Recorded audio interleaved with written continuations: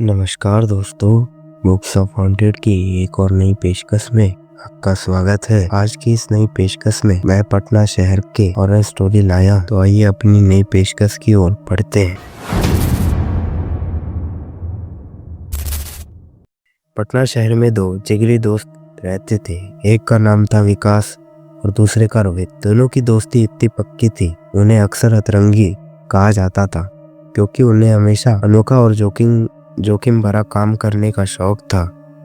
दोनों 12वीं कक्षा में पढ़ते थे और उनकी सबसे खास आदत ये थी कि जो भी पॉकेट मनी उन्हें मिलती वो उसे सेव करते थे। उनका मकसद था कि जब अच्छे खासे पैसे इकट्ठा हों तो उन्हें किसी बहुत बड़ी और खतरनाक चीज पर खर्च करे, जैसे कि कोई एडवेंचर या फिर कुछ और, कोई ऐसा काम जो उन्हें हमेशा याद रहे। ऐसे ही करते करते उनके पास एक अच्छा खासा फंड जमा हो गया। एक दिन की बात है, पटना के आउटर इलाके में जहाँ से हाईवे शुरू होता था, वह एक बहुत ही शानदार और मशहूर रेस्टोरेंट था। ये इतना महंगा था कि आम लोग वहां जाने का सिर्फ सपना ही देख सकते थे। इस रेस्टोरेंट के शेफ और खाने का स्वाद, इसके मसालों का उपयोग, बस मुंह में पानी आ जाए ऐसी बातें मशहूर थी। विकास और रोहित का भी यही सालों पुराना सपना था कि वो एक बार वहां जरूर जाए। अब जब उनके पास पैसे इकट्ठा हो गए थे तो उन्होंने प्लान बनाया। मौसम सितंबर या अक्टूबर का था, हल्की हल्की ठंड थी। उन्होंने संडे का दिन चुना क्योंकि स्कूल तो जाना ही नहीं था उस दिन, लेकिन किस्मत को कुछ और ही मंजूर था। जिस संडे को उनका सपना पूरा होने वाला था, उसी दिन विकास का एक रिश्तेदार अचानक उनके घर आ गया और उसे जबरदस्ती अपने गांव ले गया किसी बेकार के काम के लिए। विकास का तो दिमाग खराब हो गया था। वो अंदर ही अंदर गुस्से से भर गया। 3-4 साल का सपना आज पूरा होने वाला था और ये क्या हो गया। उसने उस रिश्तेदार के सामने पेट दर्द का झूठा बहाना बनाना शुरू कर दिया। जिद की उससे घर जाना है। करता धरता रिश्तेदार ने उसे रात के ठीक 10 बजे घर छोड़ा। विकास का मूड अब और भी ज्यादा पक्का हो चुका था। उसने झट से रोहित को फोन किया। भाई, मैं घर आ गया हूँ और हम आज ही खाना खाने जाएंगे। मैंने घर पे झूठ बोला है कि मैं रिश्तेदार के यहाँ खाकर आया हूँ और तेरे पास नोट्स लेने आ रहा हूँ। तो भी जल्दी से कोई बहाना मार और घर पे खाना मत खाना। चल, आज उसी रेस्टोरेंट पे जाते हैं अभी। रोहित ने उसकी उत्तेजना देखकर उसे शांत किया और एक मीटिंग लोकेशन और टाइम फिक्स कर दिया। विकास के पास उसकी खुद की बाइक थी जो उसके पिता ने दिलाई थी। वो जल्दबाजी में घर से निकला और रोहित से मिलने पहुंच गया। दोनों दोस्त बाइक पर सवार हुए और हाईवे की तरफ निकल पड़े। कुछ ही देर में वो अपने सपनों के रेस्टोरेंट के सामने खड़े थे, लेकिन जैसे ही वहां पहुंचे दोनों के पैर वहीं ठहर गए। रेस्टोरेंट बंद हो चुका था। संडे को इतनी जल्दी बंद होना असामान्य था। पता चला कि रेस्टोरेंट के मालिक के घर पर कोई शादी थी, इसीलिए वो हाफ टाइम में ही बंद करके चले गए। विकास और रोहित दोनों ही खाने के बहुत बड़े शौकीन थे। मूड तो अच्छा खासा बन चुका था और अब झूठ भी बोल चुके थे घर पे। तभी अचानक विकास ने कहा, ये नहीं तो कोई और सही। चल, बाइक उठाते हैं और आगे चलते हैं। हमने झूठ बोला है तो बिना खाए तो वापस नहीं जा सकते। दोनों ने बाइक उठा ली और आगे बढ़ गए। वो आगे जाते रहे। रास्ते में जितने भी बड़े रेस्टोरेंट या ढाबे थे वो सब बंद मिलते गए। उनका दिमाग खराब हो गया कि आज तो किस्मत ही खराब है। रात के करीब 12:30 या 1 बजे का टाइम हो चला था। वो एक बहुत ही आउटर इलाके में पहुंच चुके थे। तभी उन्हें एक छोटी सी टपरी दिखाई दी, एक ढाबे जैसी। उस ढाबे से एक बहुत ही मजेदार और तीखी खुशबू आ रही थी। ऐसा लग रहा था जैसे अभी अभी वहाँ चूल्हा बुझा हो और खाना बहुत ही स्वादिष्ट बना होगा। चल रोहित, वही खाते हैं। हमने तो बड़े रेस्टोरेंट के हिसाब से पैसे रखे थे, उतने में तो यहाँ 20 लोग खा लेंगे। चल, विकास ने उत्तेजित होकर कहा। वो अंदर घुसे। अंदर कोई नहीं था। दोनों ने जोर से आवाज लगाई, ओ अंकल जी, ओ दादा, कोई है क्या? बड़ी भूख लगी है। अंदर से एक बुजुर्ग आदमी निकला। क्या हो गया बेटा, क्या खाना है? उसने पूछा। विकास ने मेन्यू पूछा तो उस आदमी ने एक पुराना कागज थमा दिया जिसमें हाथ से चीजें लिखी हुई थी। वो मेन्यू देखकर दोनों हैरान रह गए। इतना सस्ता मेन्यू था और उसमें डिशेज भी अजीब थे, लेकिन सबसे बड़ी हैरानी तब हुई जब उन्होंने उस ढाबे का नाम देखा, भूतियादा ढाबा। अंकल, ये क्या है? आपने अपने ढाबे को भूतियादा ढाबा क्यों नाम दिया है? उन्होंने पूछा। बुजुर्ग ने हंसकर जवाब दिया, बेटा, हम बहुत क्रिएटिव परिवार से हैं। आपको हमारे ढाबे में ऐसी चीजें मिलेंगी, खाना तो इतना स्वादिष्ट मिलेगा कि ये रात आप कभी भूल नहीं पाओगे। बताओ क्या खाओगे। विकास और रोहित नॉन वेज खाते थे। उन्होंने मेन्यू में एक डिश देखी, नालिनी निहारी। अंकल, ये नालिनी निहारी सुना सुना लग रहा है, इसके आगे जो लिखा है उससे हमें मतलब नहीं। 2 प्लेट लगा दो, विकास ने कहा।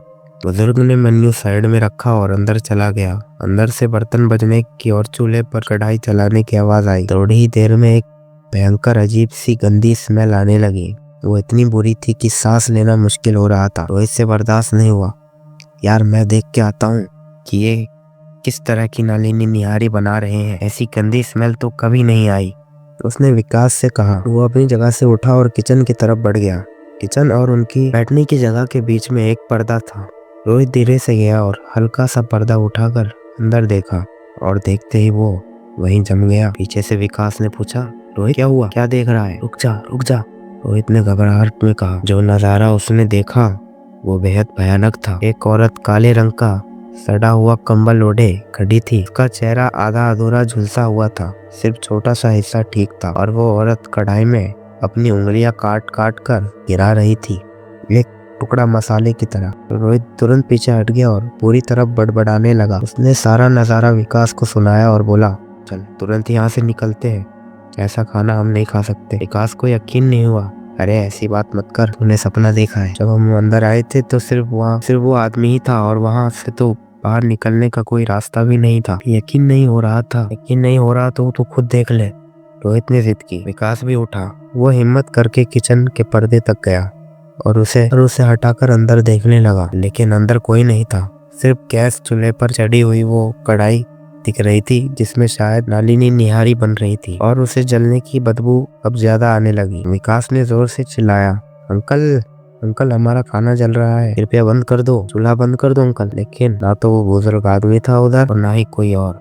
वो दोनों घुसकर गैस बंद करने के लिए कढ़ाई की तरफ बढ़े कि अचानक विकास ने भी देखा कि नालिनी निहारी के ऊपर इंसानी उंगलियां साफ साफ पड़ी हुई है। शिट, शी, भागो यहाँ से।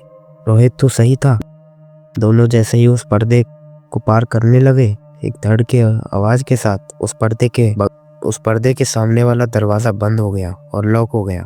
वो दरवाजा खोलने की कोशिश कर रहे थे कि पीछे से वही बुजुर्ग आदमी खड़ा था। अरे बच्चों, इतने परेशान क्यों लग रहे हो? देखो, मैं तुम्हारे लिए तुम्हारा खाना लाया हूँ। बुजुर्ग हंस रहा था। बाहर अचानक जोर से बिजली कड़की और मूसलाधार बारिश शुरू हो गई। अब उन्हें पूरा यकीन हो गया था कि वो एक भूतिया ढाबे में है, एक भूतिया शेफ के सामने बुरी तरह फंस चुके हैं। दोनों हिम्मत जुटाकर वापस अपनी जगह बैठे। उस भूतिया शेफ ने वो नालिनी निहारी उनके सामने रख दी। इसके ऊपर साफ साफ इंसानी अंगों की सीजनिंग दिख रही थी। खाओ, क्यों नहीं खाओगे? तुम्हें खाना पड़ेगा, तुमने ऑर्डर दिया था। दोनों ने बड़ी मुश्किल से एक एक चम्मच उठाया और मुंह तक ले जा ही रहे थे कि अचानक उनके दिमाग में आया, शिट, हम क्या कर रहे हैं? हम ये कैसे खा सकते हैं? अब चाहे मर जाए, इस चीज को मुंह में नहीं डालेंगे। विकास ने हिम्मत करके वो प्लेट अंकल के मुंह पे फेंक दी। जैसे ही प्लेट फेंकी, पीछे से वही काले कंबल वाली झुलसी हुई औरत आ गई। उसके हाथ में एक मोटा डंडा था।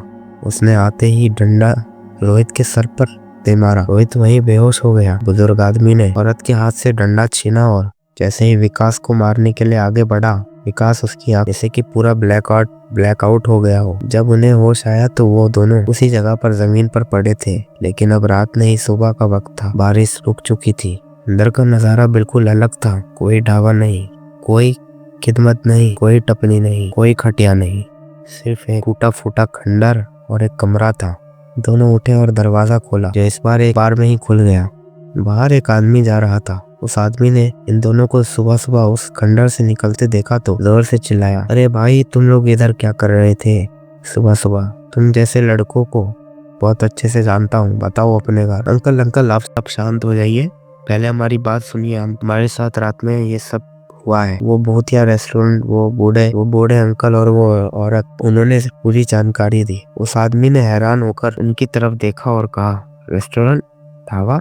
बेटा, यहाँ कुछ नहीं था। आज से करीब 22 साल पहले जरूर यहाँ एक ढाबा चलता था, जिसे एक बूढ़ा आदमी और एक औरत चलाते थे। लेकिन उस समय कुछ डाकुओं ने आकर उन दोनों को मार दिया और उन्हें इसी ढाबे में जला दिया और सारा सामान लूट कर भाग गए। उसके बाद से उनकी आत्माएं यहाँ भटकती है। बहुत लोगों ने इस जगह को ठीक करने की कोशिश की, लेकिन कोई कामयाब नहीं हुआ। यह जगह अब उन्हीं की है।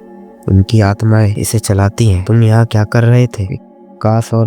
विकास और रोहित ने आदमी के सामने कुछ नहीं कहा, बाइक उठाई और तेज रफ्तार से वहां से भाग गए। उस दिन के बाद उन्होंने कसम खा ली थी कि जिंदगी में कभी भी अनजान जगह पर नहीं रुकेंगे और ना ही वो कभी अपने सपनों के उस महंगे रेस्टोरेंट में खाना खाने का प्लान बनाएंगे जिसके चक्कर में वो इस भूतिया ढाबे तक पहुंच गए थे। दोस्तों, कहानी सुनने के लिए आपका धन्यवाद।